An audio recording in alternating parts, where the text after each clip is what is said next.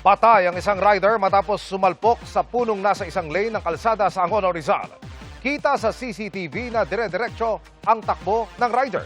Nasa tamang lane siya pero nasa lane rin mismo ang puno na kanyang nabangga. Tumilapon ng rider pati ang kanyang helmet kaya napuruhan siya sa ulo. Naisugod sa ospital ang biktima pero binawian din ang buhay. Tumangging magbigay ng pahayag ang pulisya. Sinusubukan ding kunin ang panig ng barangay. Tumaas ng mahigit 19 milyong piso ang net worth ni Ombudsman Jesus Crispin Remulla at kanyang asawa sa loob ng 3 buwan. Base yan sa kanyang Statement of Assets, Liabilities and Net Worth o SALN. Mula sa mahigit 441 million pesos noong October 2025, umakyat ito sa mahigit 461 million pesos nitong December 2025 o katumbas ng 4.39% increase sa kanilang net worth. Tumaas din ng halos 36% ang halaga ng kanilang real properties. Bumaba naman ng 2.87% ang idineklara nilang personal assets mula sa mahigit 358 million pesos noong October 2025, bumaba ito sa higit 348 million pesos noong December 2025. Hindi naman nagbago ang kanilang idineklarang liability. Binatikos ni Senator Ping Lacson ang naging pamumuno ni dating Senate President Alan Peter Cayetano. Anya, kung titignan ng kanilang nagawa sa panahong iyon, sayang daw ang pera ng taong bayan na aabot ng 700 milyong piso.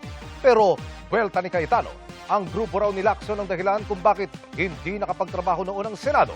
Nakatutok si Mark Salazar. Thank you very much, Mr. President. Naayos na ang leadership crisis sa Senado pero tila hindi pa nagkakaayos ang majority at minority senators. Naglabas ngayon ng pahayag si Senador Ping Lacson kung saan binatikos niya ang naging termino ni Senador Alan Peter Cayetano bilang Senate President at nang hinayang sa nasayang daw na pera ng taong bayan. Sabi ni Lacson, 700 million pesos ang nasayang. 700 million dahil 25 million pesos a day ang budget ng Senado times 28 days ni Cayetano bilang Senate President. Tapos, ang output lamang daw nito, ang kaguluhang naganap sa Senado noong May 13, ang pagtakas ni Senador Bato de la Rosa kahit na nasa ilalim ito ng Senate Protective Custody, ang pagboycott ng kanyang grupo sa sesyon, bagong destabilization attempt, at hindi otorisadong committee hearing na hindi dinaluhan ng kahit isang senador. Tugon dito ni Senador Cayetano, let's be intellectually honest. Whoever was SP nun, ganun din ang gastos. Question. Pero bakit sila one day may napasa? dagdag niya, ang grupo ni Lacson ang dahilan kung bakit hindi nakapagtrabaho ang Senado.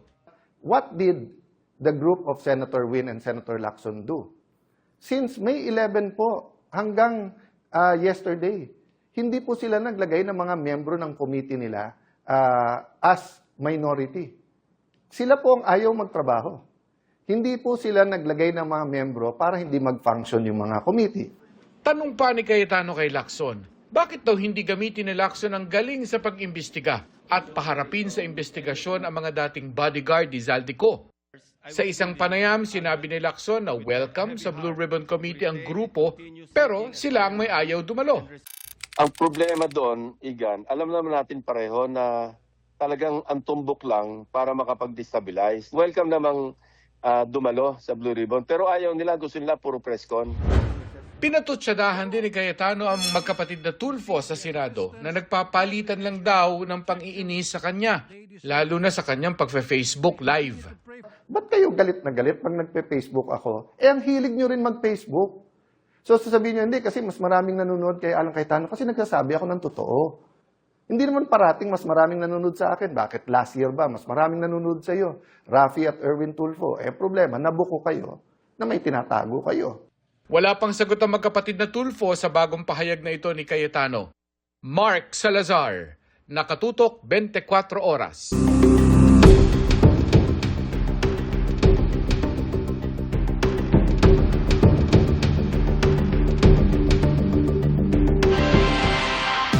Hindi pa pinal ang mungkahing gawing muling impeachment presiding officer si Senador Chis Escudero ayon kay Senate President Win Gatchalian. Walang problema dyan ang mga House prosecutor. Kahit si Escudero pa rin ang presiding officer na nagbalik noon sa Kamara ang unang impeachment case laban kay Vice President Sara Duterte. Nakatutok si Sandra Aguinaldo. The Senate is now constituted and convened as an impeachment court, and the impeachment trial of Vice President Sara Zimmerman Duterte is hereby declared open and called to order. June 2025 nang umupong presiding officer ng impeachment court, sino ay Senate President Cheese Escudero. Bago pa man niya sinimula ng impeachment trial noon, naging kontrobersyal ang kanyang pagtrato sa impeachment case laban kay Vice President Sara Duterte na tinransmit ng Kamara sa Senado. Kahit kasi nakasaad sa saligang batas na kailangan mag-proceed ang impeachment trial forthwith, hindi naman daw ibig sabihin nito na agad-agad. Sa ilalim din ng kanyang pamumuno, ibinalik ng impeachment court sa Kamara ang Duterte impeachment case dahil sa mga kwestiyon kung nasunod daw ba ang one-year bar na nagtatakda na isang impeachment complaint lang sa isang taon ang pwedeng ihain laban sa isang opisyal. With 18 affirmative votes, 5 negative votes, 0 abstention, the motion of Senator Cayetano is carried.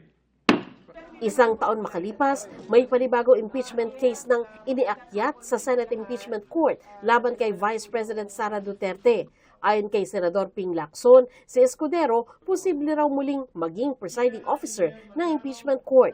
Hindi kasi abogado ang kasalukuyang Senate President na si Sherwin Gatchalian. Sinusubukan pa naming makausap si Escudero ukol dito, pero sabi ni Gatchalian, hindi pa naman daw pinalyan.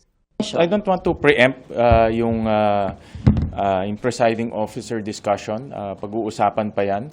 Sa pagsisimula ng pre-trial conference ng Duterte impeachment case kanina, sinubukan naming makuha ang panig ng prosecution team ukol dito. What happened in the past belongs in the past. Whoever will sit there as a presiding officer, that is an internal decision by the Senate, and we maintain our respect to our co-equal branch, that they have their independent they have the institutional independence to resolve internal matters, especially in this case that it involves the issue on impeachment against the Vice President. Ang defense team naman ni Duterte, pinauubaya naman daw sa Senado ang usapin. That is something that is internal to the Senate, but tayo naman, handa naman tayong humarap basta naayon sa batas at sa konstitusyon. Kung sino man ang presiding officer, handa naman po tayo. Sa pre-trial conference, isinasagawa ang pagmamarka ng ebidensya at pagtukoy ng mga testigong ihaharap ng magkabilang panig. Dito rin maaring maplansya ang ilang gusot para mas maayos at mabilis ang mismong trial. Pre-trial brief kasi ang laman niyan ay yung statement of the case, proposed stipulations, sining list of witnesses ng bawat party, tapos yung mga documentary evidence na i-represent natin. So, yan naman ay yan yung pinag-usapan dito sa pre-trial conference. Naroon si Senate Secretary Renato Bantug na tumatayo ring clerk of the impeachment court. This pre-trial conference for case number 004-2026 in the matter of the impeachment trial of Vice President Sara Zimmerman Duterte is now called to order. Matapos magpakilala ang mga abogado na magkabilang panig, pinalabas na ang media. Nakita namang pinapasok sa kwarto ang mga nakakahong dokumento. Sa isang punto, makikitang lumipat ng kwarto sina Bantug kasama ang ilang kinatawan ng prosecution at defense. Matapos magkaroon ng diskusyon ng magkabilang panig. Tumanggi namang magbigay ng pahayag si lead prosecutor, Batangas Representative Jervil Luistro sa napag-usapan. Sorry, I cannot divulge anything right now. Sorry. Okay po. Pero ayon sa tagapagsalita ng prosecution team, may naging pagtatalo sa pagitan ng magkabilang panig. Merong proposed stipulations ang both parties. Ito naman po ay inaasahan at nakalagay sa pre-trial brief at inaasahang magkakataluhan sa pre-trial conference. So, for now, despite na merong disagreement sa kung ano dapat yung proposed stipulations, pinag-submit na lang po ng comment yung both parties. Normal naman na syempre may arguments on both sides, pero hindi naman natin masasabing tension na talaga yon. It was really, it's normal in any pre-trial. Hindi pa natapos ang pre-trial conference at itutuloy daw ito sa Lunes. 4 yung article. May isang article po na tapos na, yung marking. I don't think matatapos kami today dahil syempre sa dami ng mga dokumento. We are anticipating na babalik kami dito ng Monday. Yun na rin ang nasabi sa amin, na magkakaroon pa kami ng isa pang setting ng Monday for the marking. Hopefully matapos natin ng Monday. Kung hindi naman, we're ready to also come back on Tuesday. Base sa impeachment calendar, sa Martes, June 30, ang issuance ng pre-trial order. June 30 hanggang July 5 naman, ang period para magkomento dyan ang prosecution at defense. July 6 ang simula ng mismong trial. Sandra Aguinaldo, Nakatutok, 24 Oras.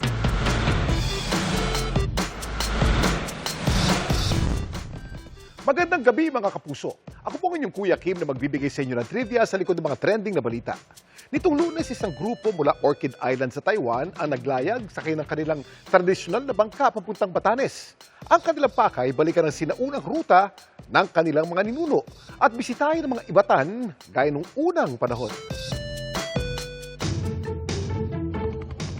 Habang naglalayag pauwi ng Batanes ang mangingisdang si Cleo, nakasabay niya sa laot ang grupo ng mga lalaking ito. Nasakay ng isang napakakulay na tradisyonal na bangka. Pumunta kami ng Taiwan ng uncle ko para i-retrieve yung bangka na inalon all the way here from Batanes.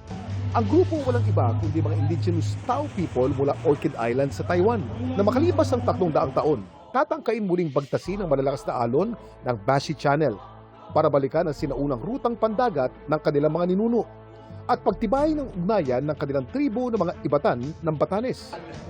Noon pa man, may malalim na ugnayan ng mga tao ng Orchid Island at mga ibatan ng Batanes. Tama, no? Isa lang yung pamilya ng lingwahe ng mga Tao people mula sa Taiwan at saka yung ating mga ibatan mula sa Batanes. Dito nagmula yung teorya ng Austronesians mula dito sa maritime Southeast Asia hanggang sa Pacific Ocean hanggang sa Africa. Ganun kalawak. Ang kanilang ugnayan, hindi lang bakas sa pagkakatulad ng kanilang salita, pati na sa kanilang kultura at pamumuhay. Ang mga Tao people mula sa Taiwan at ang mga ibatan mula sa Batanes ay mga navigators, no, at saka mga boat builders. Pero sa paglipas ng panahon, nabawasan ang kanilang direktang ugnayan. Maaring natigil ang ugnayan dahil siguro sa mga geopolitical situations at nakita natin na ito yung naging problema.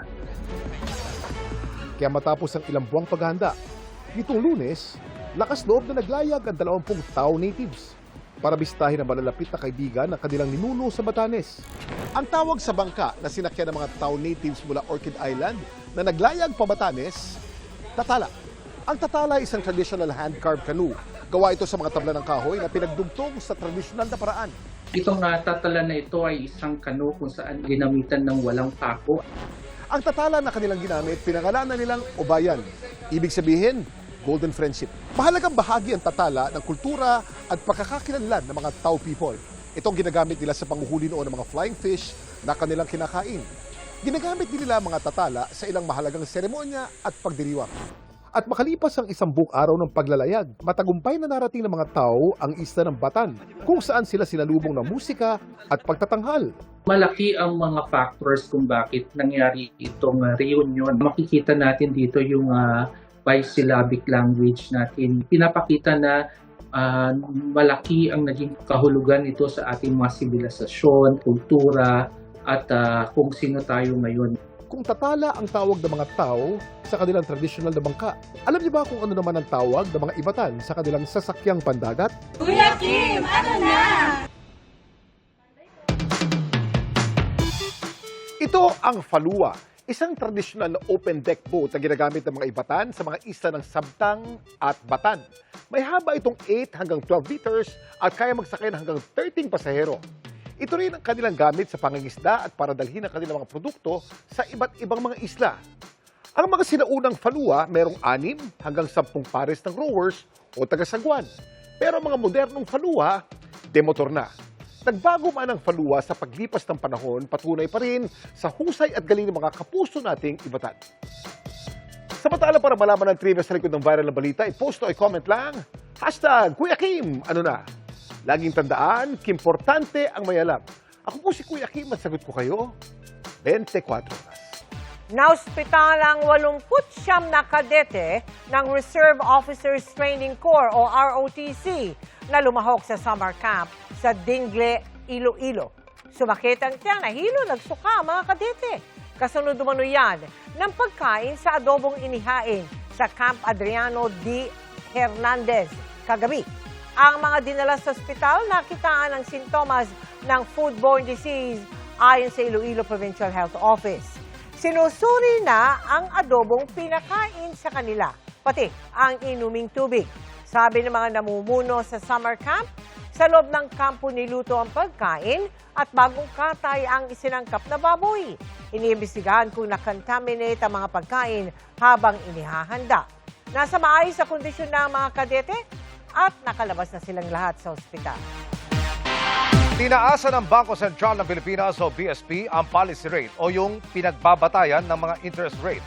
Yan ay para makontrol ang inflation o yung bilis ng pagbakal ng presyo ng mga bilihin at serbisyo. Ayon sa BSP, nasa 4.75% na ang policy rate matapos taasan ng 25 basis points ng kanilang monetary board. Dahil sa tumaas na policy rate, maaaring tumaas ang interes ng mga bangko sa mga pinauutang nito. Pag mas mahirap ang utang, mas kaunti ang gumagastos kaya nakokontrol ang pagmahal ng mga bilihin. Nitong Mayo lamang, pumalo po sa 6.8% ang inflation rate. Bilang paghahanda sa malakas na lindol, gaya ng tumama sa Mindanao, isinagawa ang ikalawang National Simultaneous Earthquake Drill ngayong araw.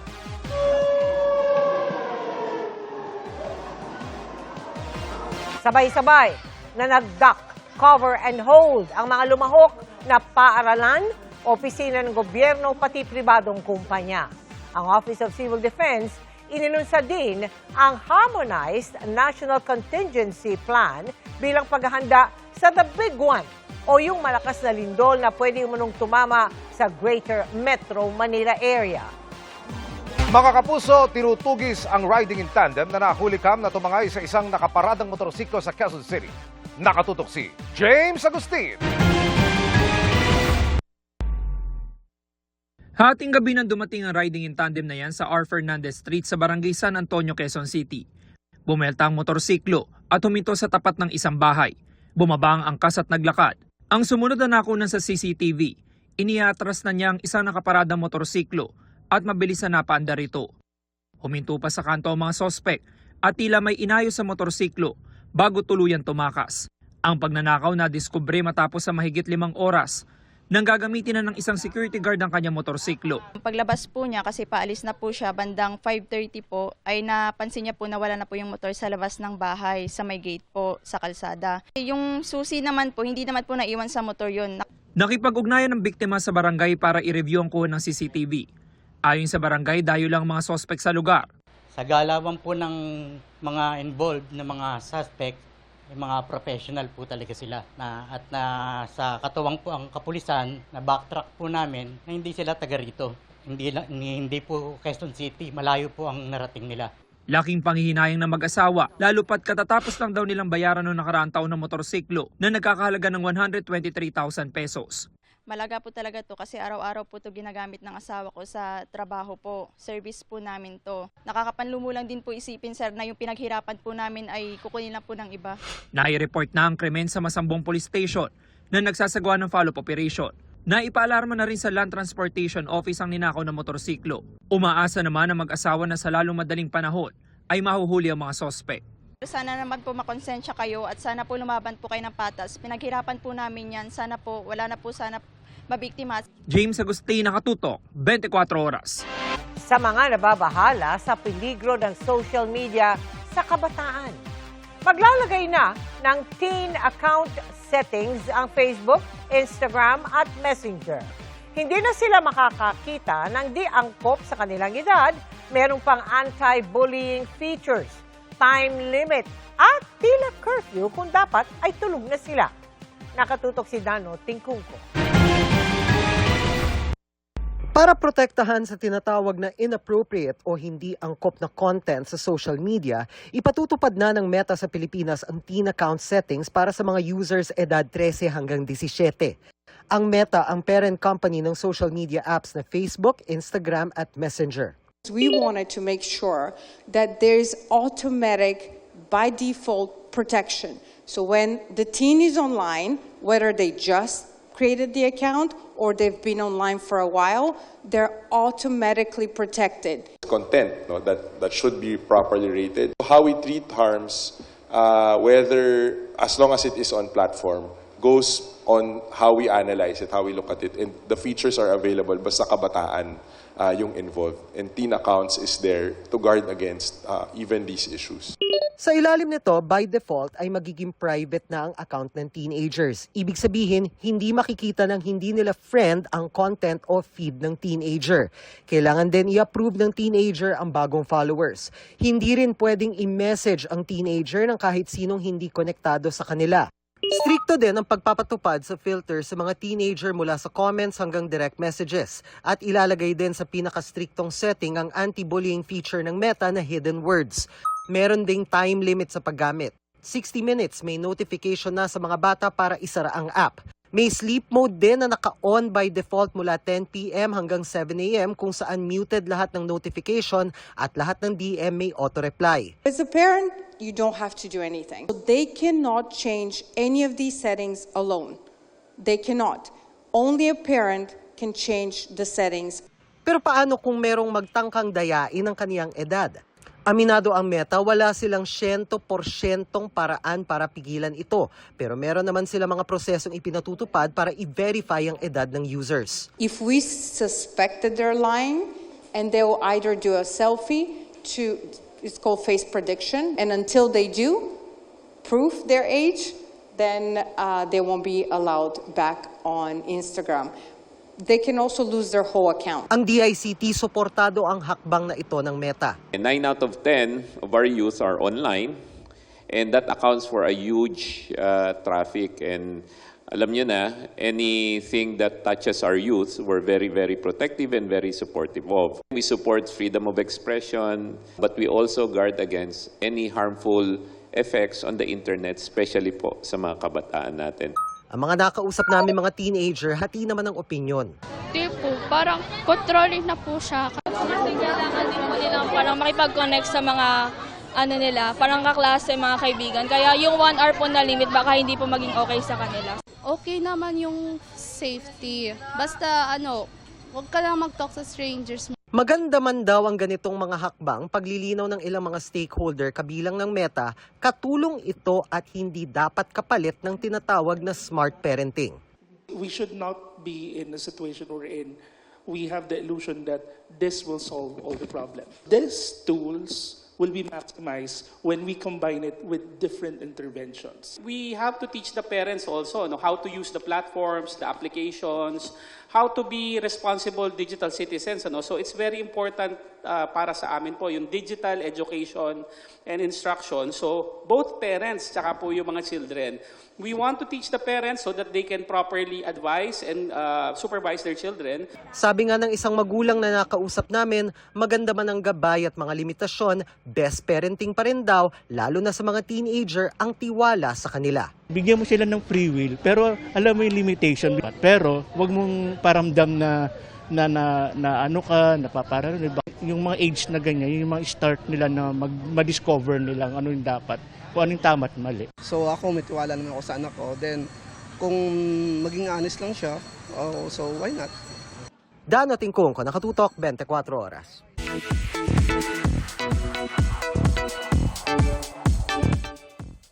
Kahit challenging, ini-enjoy raw ni Task Force Firewall star Jack Roberto ang kanyang single life with friends. Ano naman kaya ang say niya sa love life ng kapatid na si Sanya Lopez? Makichika kay Aubrey Carampel. Happy and enjoying his single life si Jack Roberto with a little help from his friends. Pero challenging din daw ang pagiging single, lalo at mag-isa lang siya sa bahay kaya paminsan-minsan ay nag-i-invite siya ng mga kaibigan para mag-bonding at mag-Bible study. Meron din daw silang mga outdoor trip. Mula nag-reconnect ulit ako sa Christian, may mga fellowship kami nila Paul Salas, yung mga kaibigan. Nakapag-share kami sa isa't isa na pare-parehas kaming single. Isa yung battle namin sa isa't isa, how to deal with it, how to move on and everything. Kung si Jack ay wala raw munang love life, supportive and ready to give an advice naman siya sa younger sister na si Sanya Lopez na mayroon ng special someone. First time niya magpakilala sa akin na parang, kuya, parang kaibigan ko, ganyan. Kaibigan. Alam mo na. So sa pagiging kuya nga, parang sa parents din yan eh. Guide ka lang pagka lumapit sa'yo. Proud din daw siya sa kapatid na may biniling bagong sasakyan bilang birthday gift sa sarili. I'm so proud of her. Happy birthday to you. Congratulations to your new car. And of course, pinagpipray ko yung everyday income mo na mag-stable pa. And maraming ka pang blessings sa matanggap. Equally proud naman si Sanya sa kanyang kuya. Na-touch nga raw si Jack sa mga sinabi ng kapatid dahil isa-isa na raw nilang natutupad ang kanilang pangarap. Parang all this time na parang wala tayong tinitiran, wala tayong sariling bahay. Ngayon finally, parang paras tayo nag-improve, na-achieve natin yung mga dreams natin. Focus daw ngayon si Jack sa pagganap sa kanyang karakter sa GMA Prime series na Task Force Firewall bilang hacker na si Hex Silverio. From suspect turned asset na si Hex ng PDI na ginagamit ang kanyang hacking skills para tulungan ng Team Firewall sa kanilang misyon. Para akong AI dito bilang hacker. Wala akong hindi nare-resolve, wala akong hindi nasusolusyonan na problema namin sa Task Force Firewall. Aubrey Carampel, updated sa Showbiz Happening.